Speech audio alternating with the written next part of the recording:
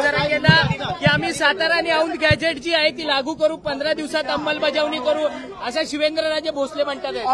शिवेंद्र काय नाव आहे त्यांचं? शिवेंद्र भोसलेजी, तुम्हाला मला सांगायचं आहे, लागू करणारे मान्य राज्यपाल असतात आणि प्रत्येक गॅझेट आणि गॅझेटियर आहे ना भारताच्या संविधानाचे आर्टिकल 3 शिवेंद्र भोसलेजी असतील किंवा आमच्या राधाकृष्ण विखे पाटील असतील, त्यांनी सगळ्यांनी मला असं वाटतंय की एकदाचं संविधान विषयक प्रशिक्षण 8 दिवसाचं पूर्ण करून घ्यावं. ज्या 58 लाख नोंदी सापडल्या त्याच्या व्हॅलिडिटी द्यायच्या अडकलेल्या आहेत आणि त्या तात्काळ व्हॅलिडिटी द्या अशा पद्धतीची मागणी करतायत आणि विखे पाटील त्यांना समर्थन देताना पाहायला मिळतं. तुपे, तुम्हाला मी सांगतो, विखे पाटलांचं नाव घेऊन मला काहीतरी प्रश्न विचारू नका.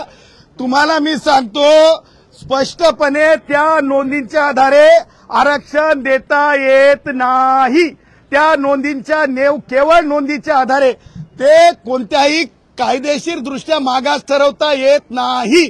आणि कोणते कुणबी मागास आहेत माहिती आहे का तुम्हाला सगळ्यांना?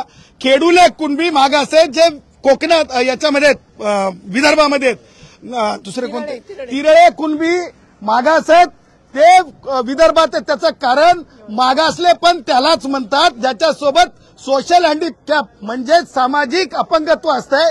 सामाजिक अपंगत्व माझ्या मराठा भावांसोबत नाहीये, माझ्या मराठा भावांसोबत सामाजिक अपंगत्व नाहीये, माझ्या मराठा भावांसोबत सामाजिक अपंगत्व नाहीये. त्यामुळे माझ्या मराठा भावांना जबरदस्ती सामाजिक अपंग म्हणण्याच्या प्रयत्नात पडू नये, कुणी पडू नये आणि माझे मराठा भाऊ मागास ठरत नाही.